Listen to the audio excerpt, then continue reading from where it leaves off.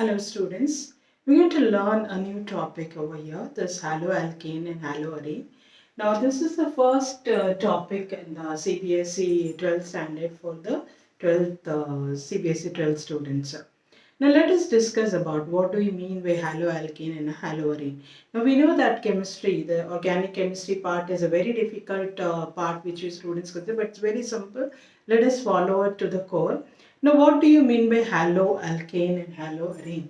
If the methyl group is substituted with a chlorine, so when you exchange one hydrogen with one chlorine group, so you get CH3Cl plus HCl. Okay. And then here it is called haloalkane because it's an aliphatic compound. So we call it as a haloalkane. But when the same thing, if you treat with the benzene ring, then we call it as a haloarene. So these are the two things. One is haloalkane and a haloarene. So the replacement of a hydrogen atom, in a hydrocarbon. What is hydrocarbon? Hydrogen and carbon combine together, it gives you a hydrocarbon. It could be two type. What is it? One is aliphatic and a aromatic. Aromatic is the one which has a benzene ring, and aliphatic is the one which does not have a benzene ring. To be very simple language, if we say that.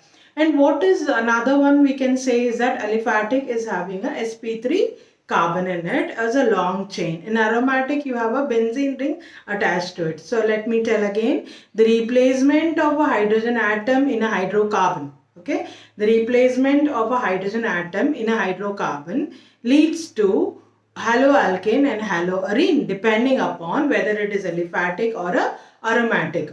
Now let us see. So that's what we have given one example of aliphatic and aromatic. Now haloalkanes contains halogen atom, right, attached to the sp3 hybridized. Now if you see here a carbon with a single bond, we call it as sp3 hybridized. And if we have here, it is a double bond. So that we call it as sp2 hybridized. So depending upon this also we can say whether it is sp3 hybridized or a sp2 hybridized carbon. So let me repeat again.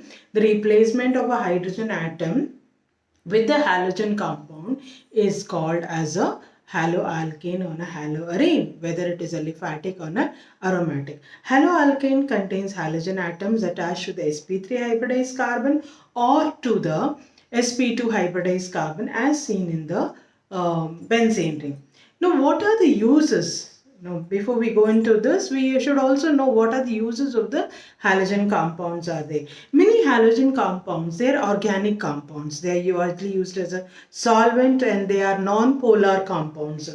What is non-polar? That is, if you see water, it has a polar, positive and a negative. But here it does not have a two. So we call it as a non-polar. And is a starting material for the synthesis of many wide range of organic compound. Now, for example, if you say chlorine, right? The chlorine containing antibiotic chlorophenicol.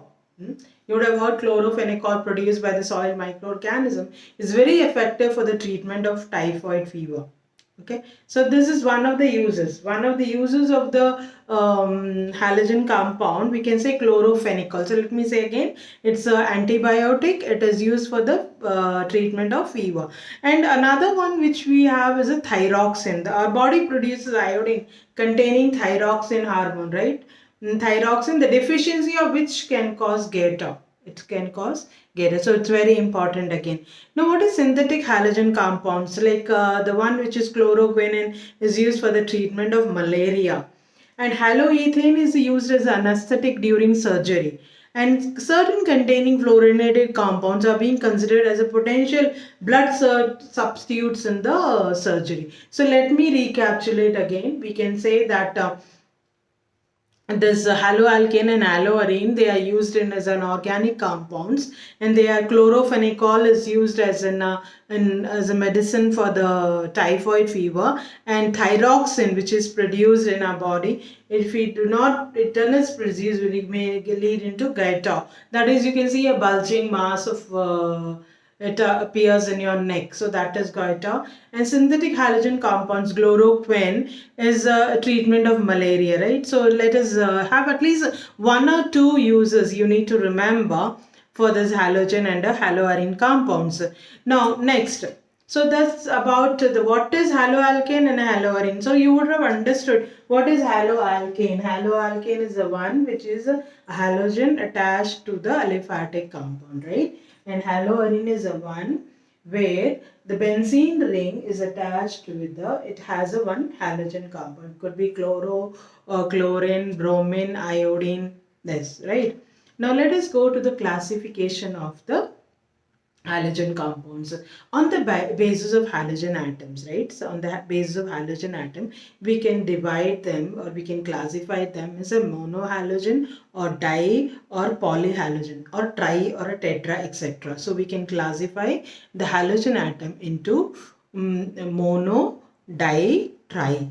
Okay, so we can say again in the basis of aliphatic compound, we can say monohaloalkane, we can say dihaloalkane, and then we can say trihaloalkane. And same way we can say monohaloarene and dihaloarene. So in this way we can classify them. So let us draw the structure of the same now.